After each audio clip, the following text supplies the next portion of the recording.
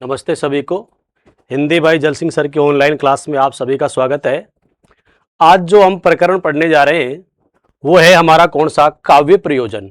यानी इससे पहले हमने काव्य के लक्षण, काव्य के हेतु, आज जो हमारा टॉपिक है वो क्या है बताओ, काव्य के प्रयोजन। जो आरपीएससी शिक्षक ग्रेड फर्स्ट, केवीएस और जो भी पीजी स्तर की एग्जाम, चाहे वो डीएसएसबी की हो, केवीएस की हो, यूजीसी नेट हो, सभी परीक्षाओं के लिए यह प्रकरण उपयोगी है। तो काव्य प्रयोजन, इसका संबंध ये होता है कि प्रयोजन का सीधा सा मतलब ये होता है उद्देश्य। यानी हम कोई भी कार्य करते हैं तो उसके पीछे कोई ना कोई हमारा प्रयोजन होता है।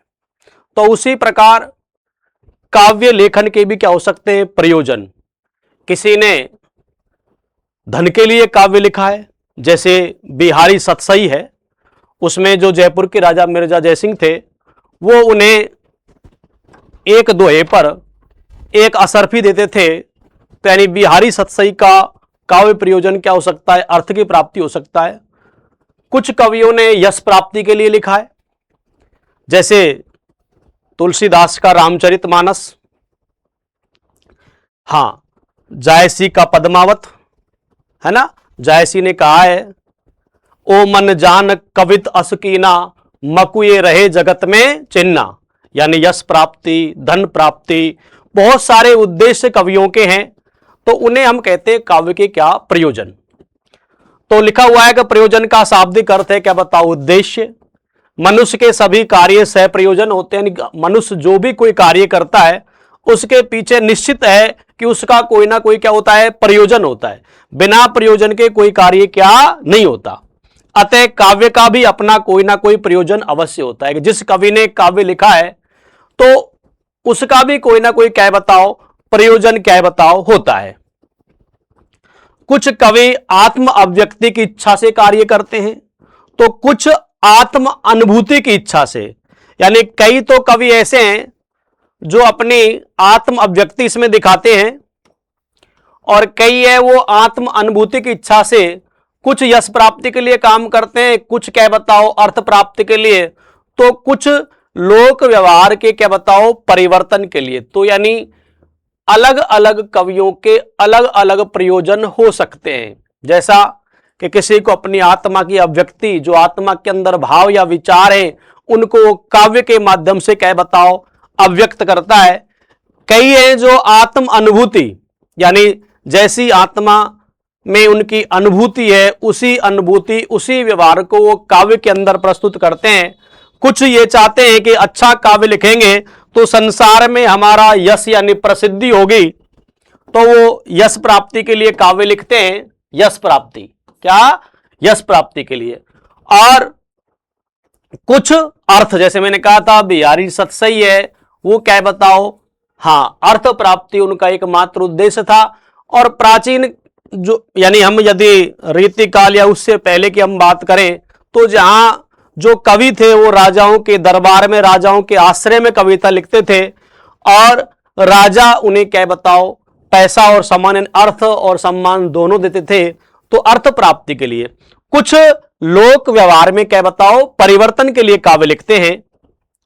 आगे कहता है कि काव्य प्रयोजन से तात्पर्य काव्य रचना के पीछे कवि का जो उद्देश्य होता है। बिल्कुल, यदि काव्य प्रयोजन से सीधा तात्पर्य क्या हुआ कि बिल्कुल काव्य रचना के पीछे कवि का जो उद्देश्य होता है, जिससे प्रेरित होकर वह काव्य रचना करता है, वही उद्देश्य काव्य का क्या, प्रयोजन।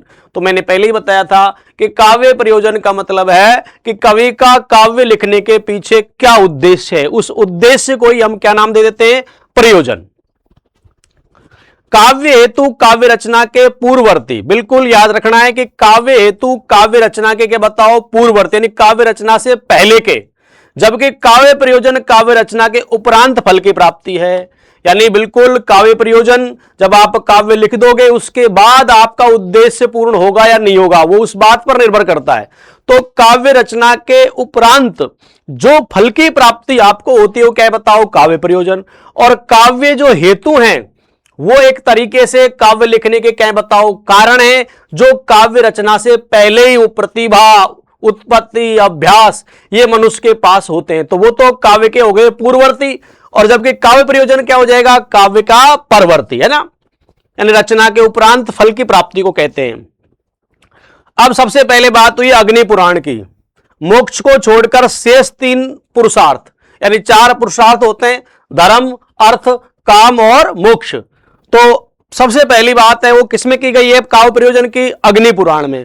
और उन्होंने क्या कहा है कि किसको छोड़कर, मोक्ष, कि काव्य से मोक्ष की प्राप्ति नहीं होती है, बाकी धर्म होता है, अर्थ होता है और काम, इन तीनों की पूर्ति होता है। तो अग्नि पुराण में आपको याद रखना है कि अग्नि पुराण में मोक्ष को छोड़कर शेष 3 पुरुषार्थ, तो शेष 3 पुरुषार्थ कौन से हो गए बताओ, धर्म, अर्थ और क्या बताओ, काम, ये तीनों को काव्य का प्रयोजन माना है किसमें बताओ, अग्नि पुराण में। तो केवल किसको छोड़ दिया, मोक्ष को, किसको छोड़ दिया, मोक्ष को, ठीक है ना, कि मोक्ष है वो इससे प्राप्त नहीं होता है। तो 3 पुरुषार्थों की बात की गई है किसमें बताओ, अग्नि पुराण में। तो यानी कहने का मतलब है अग्नि पुराण के अनुसार, याद रखना है आपको क्या, अग्नि पुराण के अनुसार काव्य के क्या प्रयोजन माने, तो क्या है बताओ, धर्म, अर्थ और काम, यानी मोक्ष को छोड़कर शेष तीनों पुरुषार्थ, ठीक है। तो धर्म, अर्थ और काम, ठीक है, इन तीनों की प्राप्ति हमें होती है, प्रयोजन होता है, ऐसा मानना है किसका बताओ, अग्नि पुराण का। तो ये आपको याद रखना है, ठीक है। अग्नि पुराण के बाद कौन आया बताओ, भामा। कौन आया, भामा। और कहता है धर्म, अर्थ, काम, मोक्षेषु वैचर्च छन्ने कलासु च करोति कीर्ति प्रीति च साधु काव्य निबंधनम, ठीक है। ये जो परिभाषा है वो किसने दी है, काव्य प्रयोजन की बताओ, भामा ने। किसने दी है, भामा ने दी है। तो धर्म, अर्थ, काम, मोक्ष, चारों को ले लिया, किसको ले लिया बताओ, धर्म, अर्थ, काम और क्या बताओ, मोक्ष। आगे कहता है वै छन्ने कलासु छे, यानी कलाओं की निपुणता, ठीक है। और करोति कृति, यानी क्या बताओ, कीर्ति और प्रीति, कीर्ति और प्रीति, साधु काव्य निबंधनम, यानी ये सब काव्य के क्या बताओ, प्रयोजन हैं। तो काव्य के प्रयोजन क्या क्या माने बताओ, इन्होंने बताओ, धर्म, अर्थ, काम, मोक्ष, यानी चारों तो पुरुषार्थ हो गए। इसके अलावा बताओ क्या बताओ, कलाओं की निपुणता, कीर्ति और प्रीति, ये काव्य के क्या है बताओ, प्रयोजन। तो ये आपको याद रखना है, भामा इंपॉर्टेंट है परीक्षा की दृष्टि से कि भामा ने काव्य के प्रयोजन क्या माने। तो चारों तो पुरुषार्थ मान ले, इसके अलावा बताओ कीर्ति और क्या बताओ, प्रीति, और क्या बताओ, एक शब्द और है, क्या बताओ, कलाओं की निपुणता। अब आपको ये याद रखना है, याद कैसे रखना है कि भामा एक कैसे कवि हैं बताओ, अलंकारवादी कवि हैं। कैसे कवि हैं भामा, अलंकारवादी कवि हैं। तो अलंकारवादी कवि है तो इसमें आया कलासूच, वै च छन्ने कलासूच है, इसका मतलब होता है कला की निपुणता, ठीक है। और कला कहां से है भाई, अलंकार से। तो ये अलंकार संप्रदाय के प्रवर्तक हैं। तो ये शब्द आपको याद रखना है। धर्म, अर्थ, काम, मोक्ष के बारे में तो कई विद्वान, कई आचार्य कहेंगे, आपको ये रखना है कि जो ये लिखा हुआ है ना, क्या वह छन्ने कलासु च, इसका मतलब होता है क्या बताओ, कलाओं की निपुणता।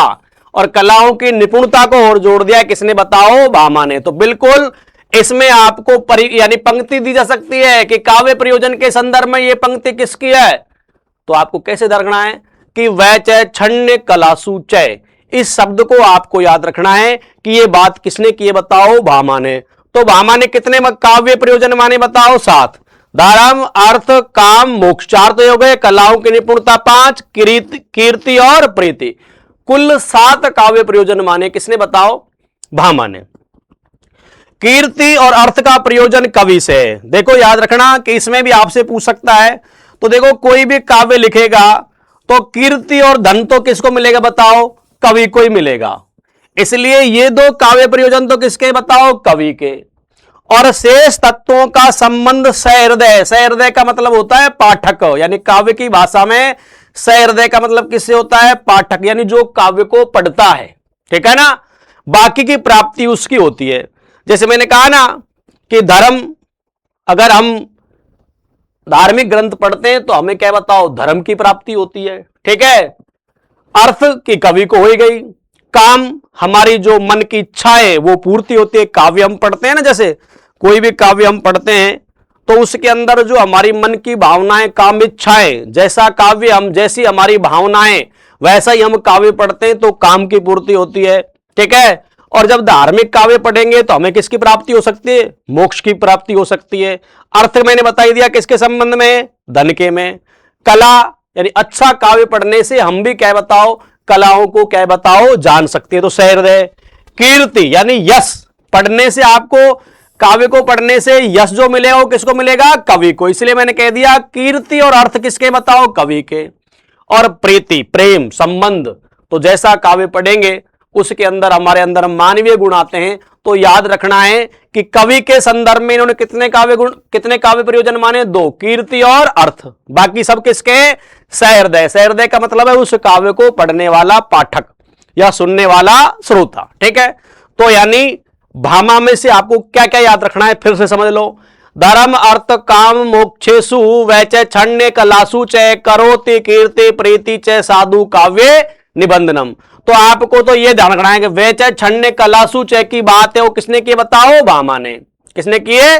भामा ने। और दूसरा प्रश्न ये पूछा जा सकता है कि कौन सा जो प्रयोजन है वो तो कवि का है, कौन सा क्या बताओ? सहृदय का। तो कवि के 2 माने बताओ, क्या बताओ? कीर्ति और क्या बताओ? अर्थ। ये काम हुआ किसका भाई? भामा का। किसका काम हुआ? भामा का। अगला आ गया, बताओ कौन? बताओ भरत मुनि। हां, धर्मे यशस्य आयुषम हितम बुद्धि विवर्धनम लोको उपदेश जनन नाट्य में वेद भविष्यते। यानी ये बात कौन कह रहा है बताओ? भरत मुनि। कि भरत मुनि ने क्या कहा है बताओ? कि धर्म, यश, आयु, ठीक है, यानी आयु, बुद्धि,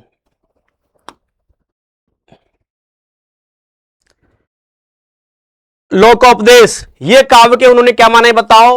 प्रयोजन माने। क्या माने? प्रयोजन। तो अब आपको ये याद कैसे रखना है? तो आप देखो ये किसकी बात कर रहे हैं अपन, ये बताओ थोड़ा सा। भरत मुनि की। किसकी बात कर रहे हैं? ऊपर क्या लिखा हुआ है? भरत मुनि। और ये लिखा हुआ है कि धर्मय यशस्से आयुषम।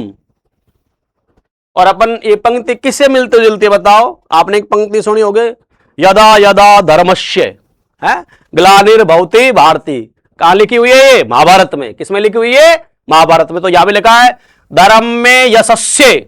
तो इसका मतलब ये पंक्ति कहां, ऐसी पंक्ति हमने कहां पढ़ी है? यदा यदा धर्मस्य। ये पंक्ति कहां पढ़ी है बताओ? महाभारत में। तो ये कौन हो गया? महाभारत का मतलब कौन हो गया? भरत मुनि।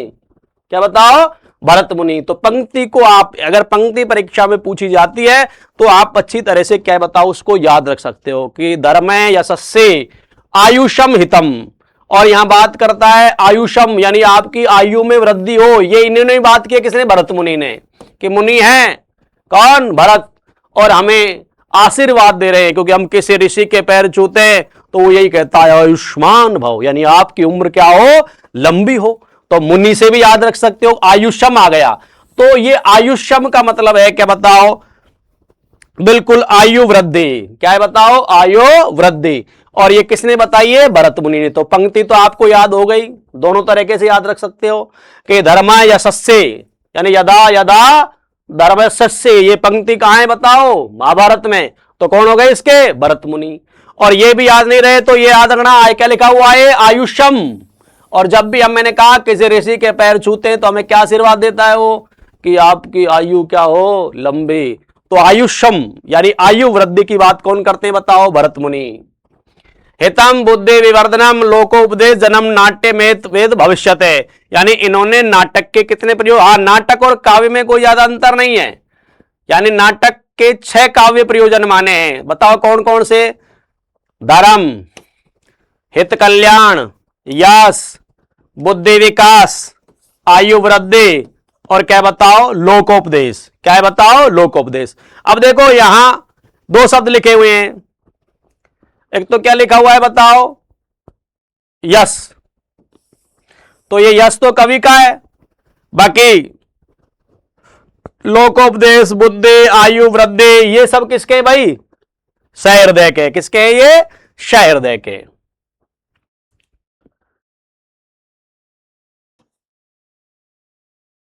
अगला नाम आया किसका बताओ? हाँ, इसमें ऐसा कुछ नहीं है भाई। देखो ये लिखा हुआ है कि नाटक के 6 प्रयोजन माने। ठीक है, धर्म, यश, हित कल्याण, बुद्धि विकास, आयु वृद्धि, लोकोपदेश। तो धर्म, यश और हित कल्याण को तो मान लिया कवि का, शेष 3 किसके हो गए बताओ? सहृदय के। ठीक है, अगला नाम आया किसका बताओ? वामन का। तो भरत मुनि तो आपको अच्छी तरह याद रही जाएगा जिस तरीके मैंने बताया है। वामन क्या कहते हैं कि काव्य सद दृष्टा दृष्टार्थ प्रीति कीर्ति हेतुत्वात्। कौन कहते हैं इस बात को? वामन। अब देखो वामन का मतलब क्या होता है, मैंने आपको बताया था, वामन का मतलब होता है बौना, है ना। तो कभी तो वो दृष्ट है, कभी वो अदृष्ट है, यानी कभी तो दिखाई देता है, कभी नहीं दिखाई देता। अरे वामन, वामन का अर्थ टेढ़ा भी होता है। वामन अवतार भगवान का हुआ था, तो कहने का मतलब वो क्या थे? बहुत छोटे थे। तो अब आपको यही ध्यान रखना है कि वामन का मतलब क्या समझना है? छोटा। और छोटी चीज कभी दृष्ट है, कभी क्या बताओ? अदृष्ट, यानी कभी दिखाई देती है, कभी दिखाई क्या नहीं देती। तो ये शब्द पकड़ लेना, शद दृष्टा अदृष्टार्थ, ये लिखा हुआ है ना, शद दृष्टा दृष्टार्थ। इसमें ये दृष्ट है, ये अदृष्ट है। क्या है बताओ? दृष्ट और अदृष्ट, यानी कभी तो दिखाई देगी, कभी दिखाई क्या नहीं देगी। ये बात कौन करता है? वामन। तो ये शब्द पकड़ना है आपको वामन में। क्या बताओ? शद दृष्टा दृष्टार्थ, यानी सद दृष्ट हो गया और ये ए प्लस ए आ हो गया, ये अदृष्ट हो गया। तो दृष्ट और अदृष्ट, है ना। इन्होंने काव्य का प्रयोजन दृष्ट और क्या है बताओ? अदृष्ट। बस यही शब्द याद रखने आपको कि दृष्ट और अदृष्ट के रूप में काव्य के प्रयोजन मानने वाले विद्वान कौन है बताओ? वामन। तो वामन में क्या याद रखना है? सद दृष्ट दृष्टार्थ। ठीक है, यानी कुछ दृष्ट है, कुछ क्या है? अदृष्ट। तो दृष्ट में तो क्या माना है इन्होंने? आनंद कीर्ति की उपलब्धि। और अदृष्ट में क्या माना है बताओ? कीर्ति यश की प्राप्ति। और ये जो है ऊपर वाले ये तो है सहृदय के, और ये किसके बताओ? कवि के। यानी मैंने पहले बता दिया कीर्ति और यश तो किसको मिलेगा भाई? कवि को ही मिलेगा, क्योंकि काव्य लिखने से कीर्ति और यश की प्राप्ति किसकी होगी भाई? कीर्ति कह दो चाहे उसे यश कह दो, बात एक ही, किसको प्राप्त होगी? कवि की। तो आपको ये याद रखना है इसमें एक बात कि वामन ने क्या काव्य के प्रयोजन माने, तो उन्होंने काव्य प्रयोजनों को 2 भागों में बांट दिया, दृष्ट और क्या बताओ? अदृष्ट। तो दृष्ट में तो आ गया आनंद और कीर्ति की उपलब्धि, एवं अदृष्ट में क्या आ गया? कीर्ति अथवा यश। तो बस वामन में आपको याद रखना है कि दृष्टि दृष्टार्थ की बात कौन करता है? वामन। कैसे याद रखना है? मैंने क्या बताया बताओ कि वामन का मतलब क्या होता है? बौना या छोटा, जो कभी तो दिखाई देता है, कभी दिखाई नहीं देता। तो दिखाई को दृष्ट और क्या है बताओ? अदृष्ट कह दिया। तो ये परिभाषा किसने दी भाई? वामन ने। अच्छी तरह से ये आपको याद रह सकता है। ठीक है, अगला आया रुद्रट। इन्होंने यश को काव्य का प्रधान प्रयोजन माना है। वेरी इंपॉर्टेंट है, आपसे पूछा जाएगा कि यश को काव्य का प्रधान प्रयोजन मानने वाले विद्वान कौन है? तो क्या नाम लोगे? रुद्रट। क्या? रुद्रट। क्या नाम लोगे? रुद्रट। युगांत स्थिर व्यापी यश, धन प्राप्ति, विपत्ति नाश, अलौकिक आनंद, आप्त कामना, धर्म अर्थ काम मोक्ष की प्राप्ति काव्य के क्या है बताओ? प्रयोजन है। यानी सारे माने प्रयोजन तो, लेकिन प्रधान प्रयोजन इन्होंने किसको माना है? यश को माना है। किसको माना है? यश को। तो आपसे यही प्रश्न पूछा जाएगा कि यश को प्रधान काव्य मानने वाले, प्रधान प्रयोजन मानने वाले विद्वान कौन है? तो नाम रह जाएगा क्या बताओ? रुद्रट। कैसे याद रखोगे? क्या नाम है इसका? रुद्रट, है ना। रुद्रट का मतलब क्या है? रुपये, है ना। क्या है बताओ? रुपए। और जिसके पास रुपए होंगे ना, उसी का तो संसार में क्या होगा? यश। तो इन्होंने किसको मान लिया बताओ? यश प्राप्ति को मान लिया। किसको मान लिया? यश प्राप्ति को काव्य का प्रमुख प्रयोजन माना है। किसने बताओ? रुद्रट ने। बाकी इसमें कुछ याद रखने की आपको जरूरत नहीं है। ठीक है, रुद्रट के बाद आता है आनंदवर्धन, है ना। आनंदवर्धन का ध्वनि सिद्धांत हम पढ़ते हैं। तो तेन ब्रह्म से हृदय मनस प्रति ये तत्व स्वरूपम, यानी काव्य का प्रयोजन किसे माना इन्होंने? प्रीति और किसको बताओ? हृदय आह्लाद, यानी हृदय की प्रसन्नता। ठीक है, तो वैसे भी नाम ही क्या है बताओ? आनंद। और आनंद तो तभी प्राप्त होगा ना जब हृदय में क्या होगा बताओ? प्रेम। तो हृदय आनंद, हृदय आह्लाद प्रीति। क्या बताओ? हृदय आह्लाद प्रीति। हृदय आह्लाद का मतलब क्या होता है? हृदय का प्रसन्न होना। और हृदय का प्रसन्न कब होगा? हृदय प्रसन्न कब होगा? जब कोई हमसे क्या करेगा? प्रेम। प्रेम में तो हृदय हमेशा क्या बताओ? प्रसन्न ही रहता है। रीतिकालीन कवि जब पढ़ाएंगे तो पता लगेगा आपको। तो प्रीति, हृदय आह्लाद, यानी प्रेम और हृदय का आनंद। अब आनंद की तो बात हो ही करेगी, तो कौन कर रहा है बताओ? आनंदवर्धन। कौन कर रहा है इस बात को? आनंदवर्धन। तो आनंद की बात करेगा। आनंद किसका? हृदय आह्लाद। आह्लाद का मतलब प्रसन्नता से होता है, जहां हृदय में प्रसन्नता भर जाए, आनंद आ जाए, और वो किससे आएगी बताओ? प्रीति से। तो प्रीति हृदय आह्लाद। देखो इसमें आपको क्या कि तेन ब्रूम से हृदय मनस, तो ये हृदय मनस का मतलब हृदय आह्लाद। और प्रीति, ठीक है, प्रीत ये ते तत्व स्वरूपम, यानी प्रीति की बात करता है। किसकी बात करता है? प्रीति की। तो ये परिभाषा से हृदय मनस प्रीति ये ते तत्व स्वरूपम, तो ये बात कौन कहता है? आनंदवर्धन। कौन कहता है? आनंदवर्धन। तो याद रखोगे ना कि आनंदवर्धन ने किसको काव्य का प्रयोजन माना है? तो प्रीति और क्या बताओ? हृदय आह्लाद को इन्होंने क्या माना है? काव्य का प्रयोजन माना है। ठीक है, तो आनंदवर्धन में आप अच्छी तरह से याद रख सकते हो। इसमें आगे हम बात करेंगे। तो अगले जो हमारे विद्वान है, सामने लिखा हुआ है कुंतक। क्या नाम है? कुंतक।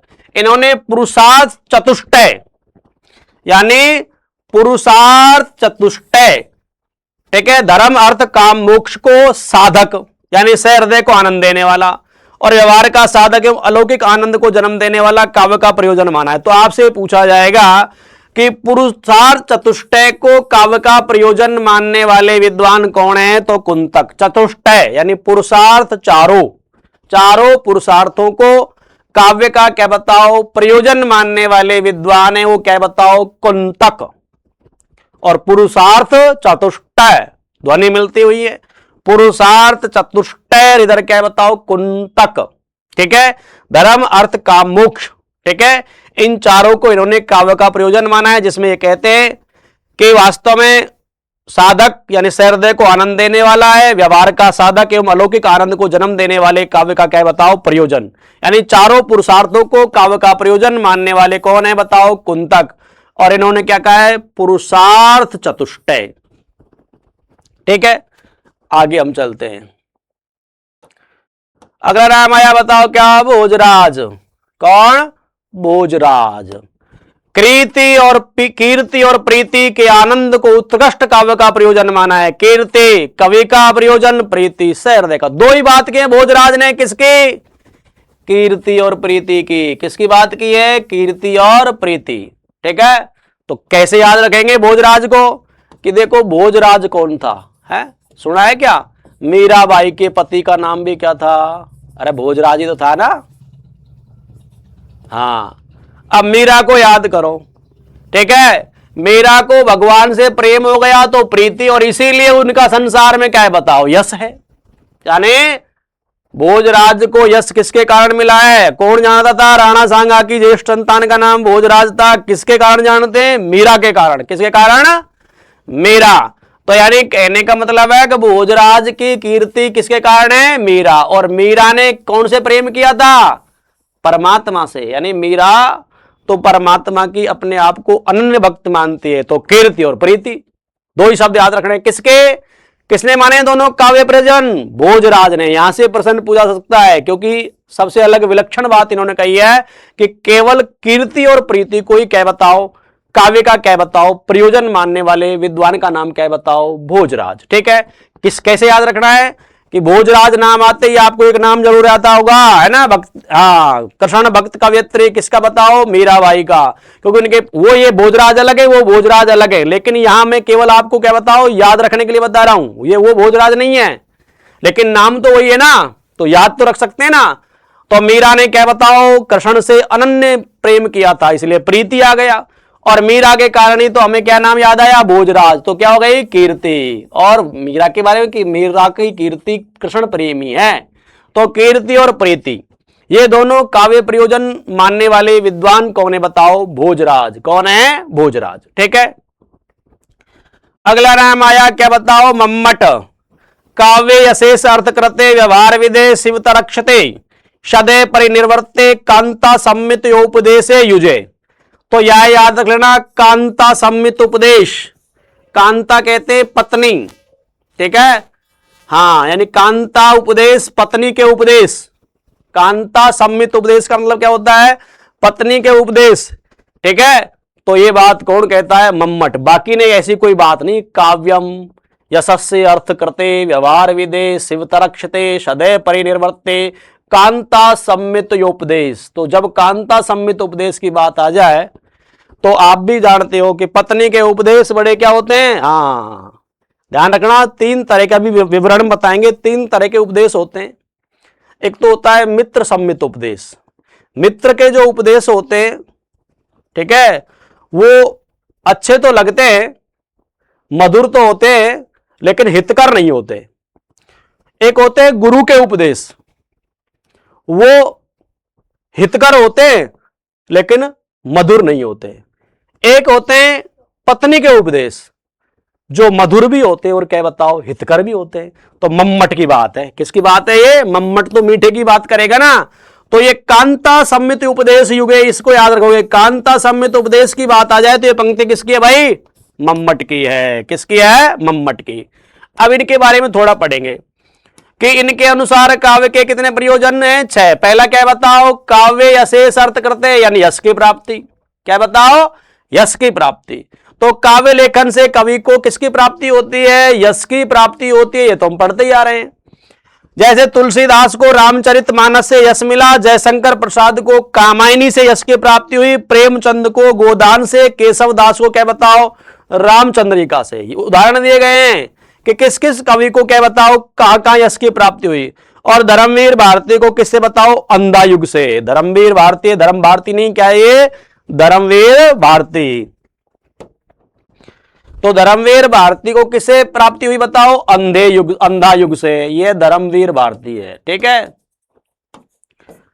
अब इनको बताओ, इनसे यश की प्राप्ति हुई तो इन्होंने काव्य का प्रयोजन क्या मान लिया? यश की प्राप्ति मान लिया, ठीक है। दूसरा काव्य प्रयोजन क्या है बताओ? अर्थ की प्राप्ति। काव्य लेखन से कवि को अर्थ यानी धन की प्राप्ति होती है। संस्कृत के कवि श्री हर्ष और रीतिकालीन कवि बिहारी का काव्य प्रयोजन क्या था? अर्थ की प्राप्ति था। तो बिहारी के बारे में तो मैंने पहले भी आपको बताया था कि बिहारी के एक दोहे पर राजा जयसिंह उन्हें बताओ क्या बताओ सोने के असर भी देते थे। इसलिए उन्होंने सतसई में इतने सारे दोहे लिखे, 713।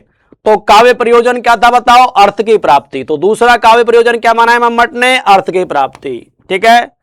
तीसरा क्या मानता है वो? लोक व्यवहार का ज्ञान। बहुत से कवियों द्वारा अपने निकट संबंधियों की नीति व्यवहार आदि की शिक्षा देने के लिए काव्य की रचना की, ठीक है, बिल्कुल। यानी बहुत सारे कवियों ने अपने संबंधियों को अच्छी नीति की बात देने के लिए और काव्य की रचना की थी, ठीक है। जिसमें कुछ उदाहरण दिए। वाल्मीकि रामायण, यानी वाल्मीकि रामायण का मतलब आप समझते हो ना, वाल्मीकि ने ये रामायण लव कुश को नीति सिखाने के लिए लिखी थी, ठीक है। पंचतंत्र है, हितोपदेश है, नीति शतक है। इनसे लोक व्यवहार में परिवर्तन हुआ था। किससे में परिवर्तन हुआ था भाई? लोक व्यवहार में। इसलिए इनके बारे में कहा है, अब तीसरा उद्देश्य माना है कि लोक व्यवहार का ज्ञान। और आप भी देखते हो रहीमदास के नीति संबंधी दोहे तो, या हम कबीर की अमृतवाणियों को पढ़ते हैं तो उनमें बहुत अच्छी अच्छी बातें की गई है। तो लोक शास्त्र, लोक व्यवहार का ज्ञान, यह भी काव्य का क्या होता है बताओ? प्रयोजन होता है। अगले प्रयोजन की अपन बात करें तो क्या लिखा हुआ है बताओ? शिव तरक्षते, यानी अमंगल का विनाश। कि काव्य पढ़ने से यदि कोई अमंगल हो रहा है तो उसका भी क्या हो जाता है बताओ? विनाश हो जाता है। तो काव्य लेखन से कवि एवं पाठक के अमंगल का विनाश होता है। जैसे संस्कृत के मयूर कवि ने मयूर शतक की रचना की। क्या? बिल्कुल, कुष्ठ रोग से छुटकारा पाने के लिए की थी। यानी उन्हें क्या है बताओ? कुष्ठ रोग हो गया था, उससे छुटकारा पाने के लिए क्या है बताओ? उन्होंने क्या लिखा था? मयूर शतक। कि मयूर शतक लिखूंगा तो कुष्ठ रोग हट जाएगा। तुलसीदास ने हनुमान बाहुक की रचना किसमें की थी बताओ? उनकी बाहु पीड़ा से मुक्ति पाने के लिए। और तुलसीदास ने किसकी? हनुमान बाहुक की रचना की थी। दिनकर ने कुरुक्षेत्र की रचना विश्व युद्ध के अमंगल से बचाने के लिए। बिल्कुल, कुरुक्षेत्र ये लिखा इसीलिए लिखा था कि विश्व युद्ध के होने वाले दुष्परिणामों से क्या बताओ? बचा सके। तो इसे कहते हैं क्या बताओ? शिव तरक्षते, यानी अमंगल का क्या बताओ? विनाश। बिल्कुल।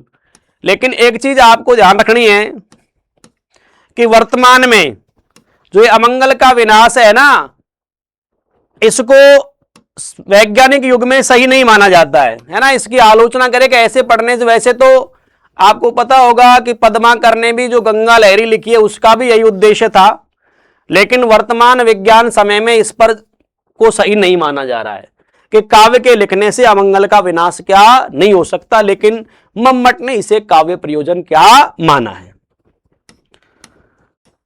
सदैव परिनिर्वर्ते यानी आत्म शांति, काव्य लेखन से पाठक को आनंद की अनुभूति होती है तथा उसे क्या बताओ परम शांति मिलती है। ठीक है, क्योंकि वो अपने भाव और विचारों के उठने वाले तूफान को काव्य के माध्यम से व्यक्त करता है, जिसे उसे परम आनंद या परम शांति की प्राप्ति होती है। इसलिए इसे लिख दिया सदैव परिनिवर्ते यानी आत्म शांति की प्राप्ति होती है।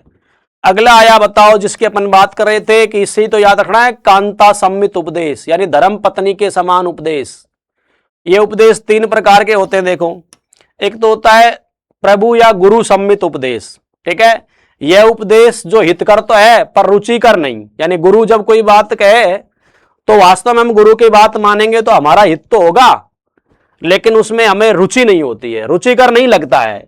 वेद शास्त्रों का उपदेश इसी श्रेणी का है कि हितकर तो है पर रुचिकर नहीं है। यह ईश्वर का दिया हुआ उपदेश है जो आदेश के रूप में होता है। दूसरा है मित्र या सुहृदय उपदेश।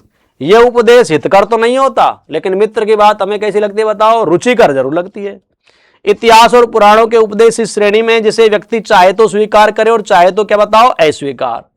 तीसरा है कांता यानी पत्नी सम्मित उपदेश। यह उपदेश हितकर भी होता है और क्या बताओ रुचिकर भी होता है, क्योंकि पत्नी कभी पति का हित नहीं चाहती और उसमें रुचि लेती है और उसे इच्छा अनुकूल नीति मार्ग पर क्या बताओ ले जाती है।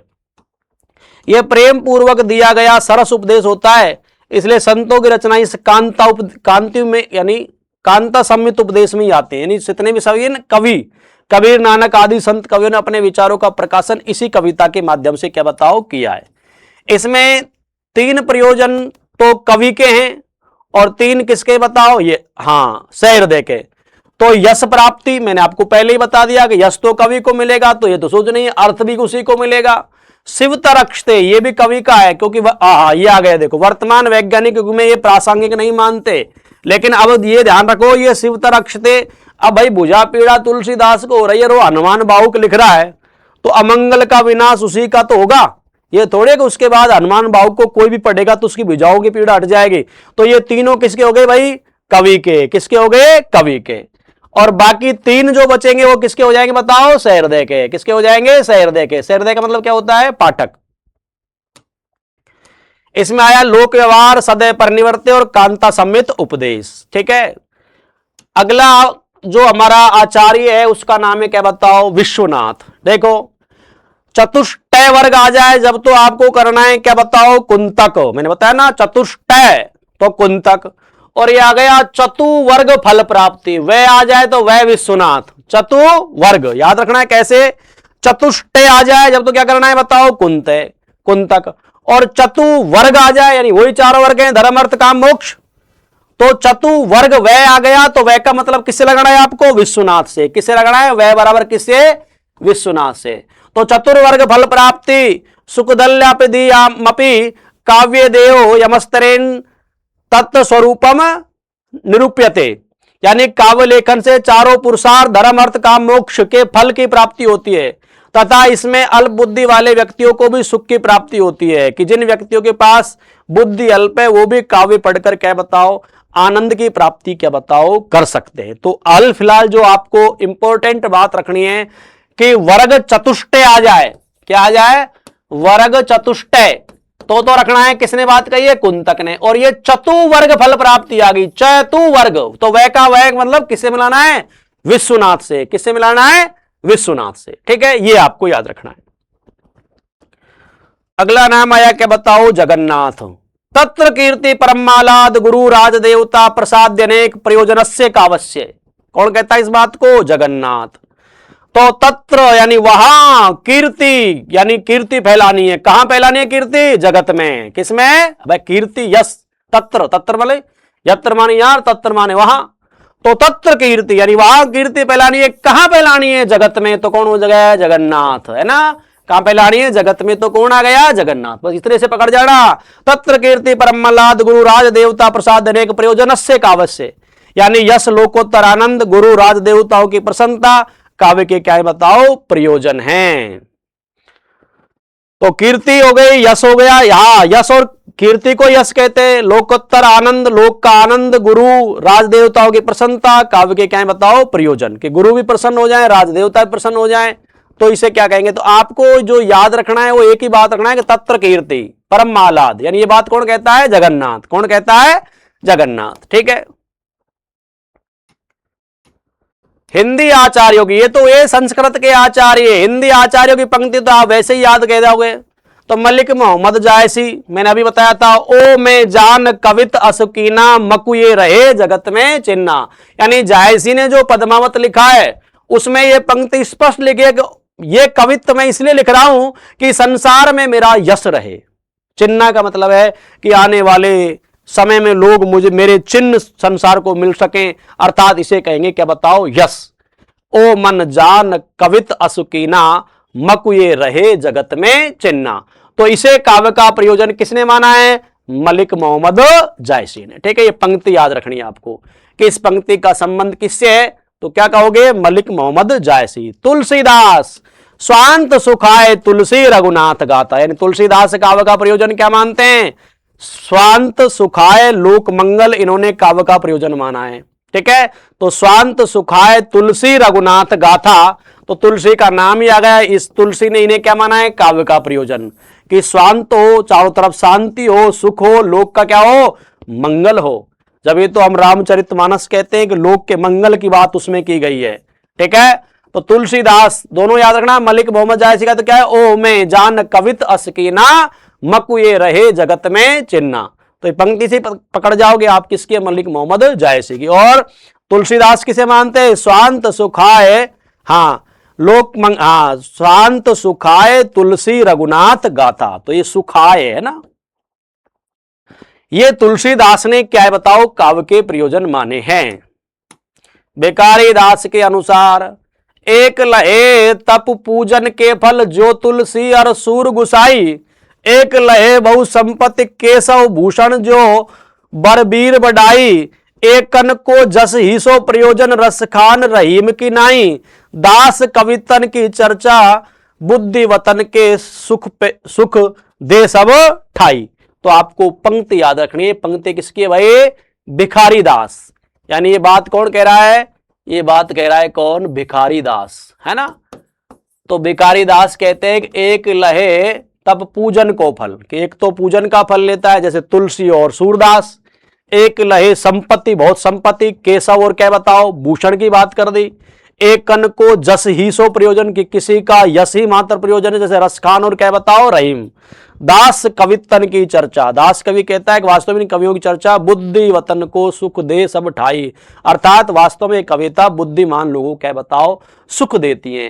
काव्य प्रयोजन के बारे में ये पंक्ति किसके द्वारा लिखी गई है? तो आप याद रखोगे किसकी है? ये भिखारी दास की। किसकी है? भिखारी दास की। ठीक है, अगला नाम आया मैथिली शरण गुप्त। केवल मनोरंजन ने कवि का कर्म होना चाहिए, उसमें उचित उपदेश का भी क्या मर्म होना चाहिए। कौन की पंक्ति है ये?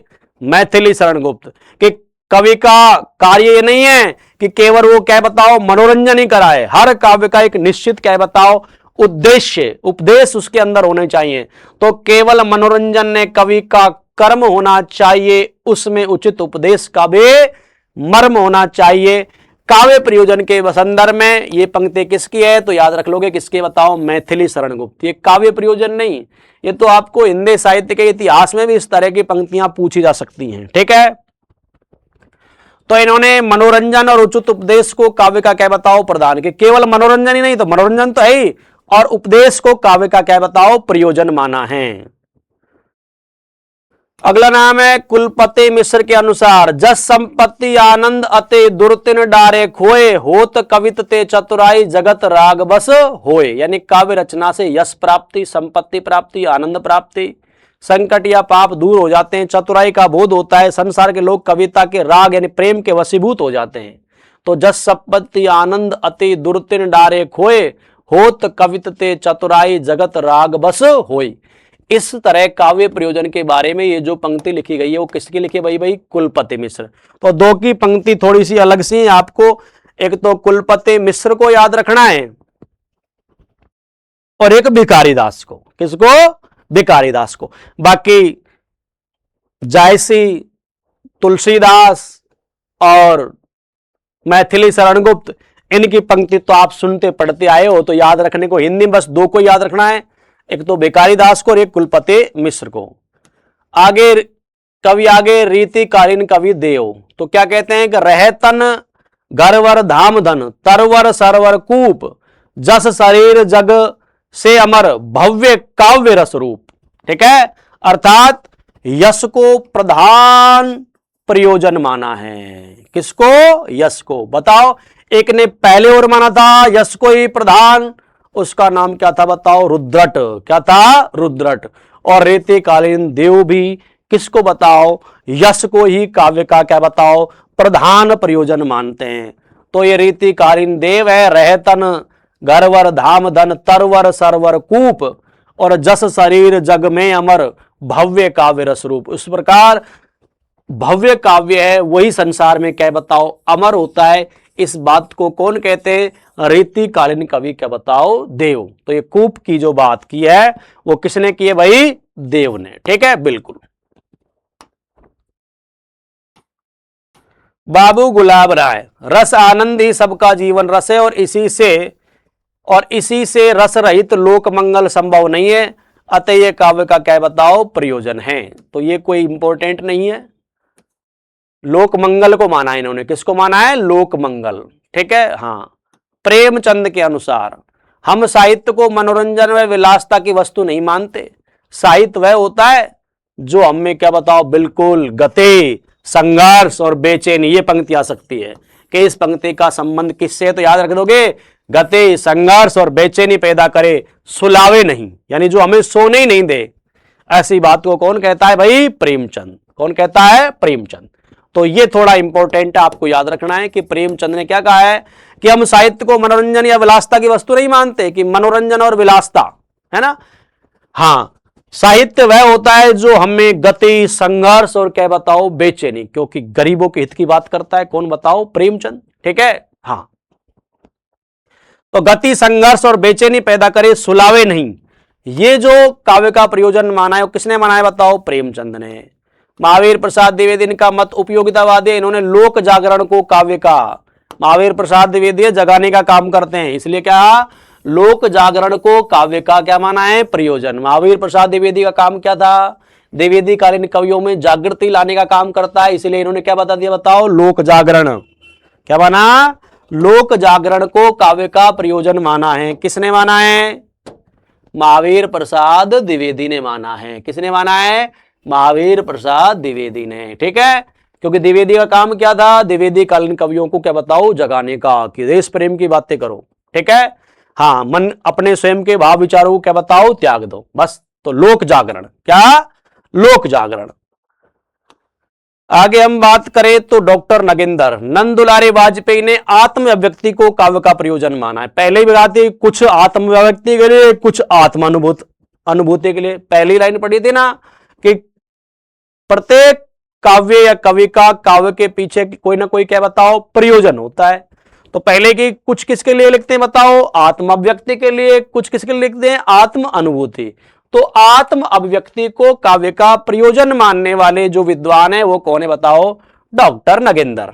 आत्म अभिव्यक्ति। ठीक है, हजारी प्रसाद द्विवेदी ने काव्य प्रयोजन के क्षेत्र में मानवतावादी मत को माना है। हजारी प्रसाद द्विवेदी तो थे ही कौन से?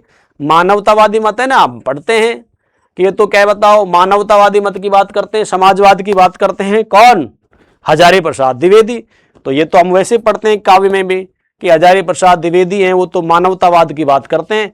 तो हजारी प्रसाद द्विवेदी ने काव्य का प्रयोजन के क्षेत्र में मानवतावादी मत को माना, यानी मनुष्य जाति का हित होना चाहिए कैसे भी, वही काव्य का प्रमुख क्या है बताओ? प्रयोजन। तो मानवतावादी दृष्टिकोण रहा ही है किसका? हजारी प्रसाद द्विवेदी का। तो इसमें तो लड़ने की कोई आवश्यकता ही नहीं है। तो ये हमारे हुए। अब कुछ पाश्चात्य विद्वान हैं जो इतने इंपॉर्टेंट तो नहीं है, लेकिन फिर पढ़ लेंगे। हाँ, प्लेटो रस्किन टॉलस्टॉय, ये लोक मंगल ही काव्य का प्रयोजन है, कि लोक का मंगल हो यही काव्य का प्रयोजन। 3 मानते हैं, कौन? प्लेटो, रस्किन और टॉलस्टॉय। अरस्तु अर्नोल्ड नीति तथा आनंद काव्य का प्रयोजन है, और लॉन्जाइनस ने आनंद के साथ साथ आंदोलित करना काव्य का क्या माना है? प्रयोजन माना है। ठीक है, तो ये हमारा एक टॉपिक था काव्य का प्रयोजन। इसमें से तो कुछ आएगा नहीं आपके, तो आपको एक तो क्या है, हिंदी के आचार्य, और एक क्या बताओ, संस्कृत के आचार्य। ठीक है, यहां से कुछ पंक्तियां आपसे पूछी जा सकती हैं कि इस तरह का काव्य का प्रयोजन मानने वाला विद्वान कैसे। तो मैंने जैसे आपको बताया कि शब्दों को आप पकड़ोगे, उन शब्दों के अनुसार यदि आप याद करोगे तो इसमें आपका कोई प्रश्न गलत क्या नहीं होगा। और ऐसे कभी कवि का पूछ ले या पाठक का, तो आप अपने बुद्धि विवेक से भी लगा सकते हो कि भाई कवि को तो क्या बताओ, यश की प्राप्ति तो कवि को ही होगी। काव्य कोई हम पढ़ रहे हैं तो हमें यश नहीं मिलेगा, तो एक तो यश और एक अर्थ, ये कवि के प्रयोजन होते हैं। बाकी का संबंध किससे होता है बताओ? सहृदय से। किससे होता है? सहृदय से। चतुर्वर्ग की सभी जगह बात की गई है, लेकिन एक शब्द आ जाएगा वर्ग चतुष्टय, तो कुंतक को मानना है, और चतुवर्ग की बात आ जाए तो विश्वनाथ को मानना है। ठीक है, किसको? विश्वनाथ को। तो आसानी से आप पंक्तियों को वहां पकड़ जाओगे। आपसे पूछेगा कि काव्य के प्रयोजन में एक तरफ आपको आचार्य दे दिए जाएंगे, एक तरफ आपको उनकी परिभाषा पंक्तियां दे दी जाएंगी कि मिलान करो, तो आसानी से आप उनको क्या बताओ, छांट सकते हो। तो ये आज का हमारा टॉपिक था, क्या? काव्य प्रयोजन। अगली क्लास पढ़ेंगे अब।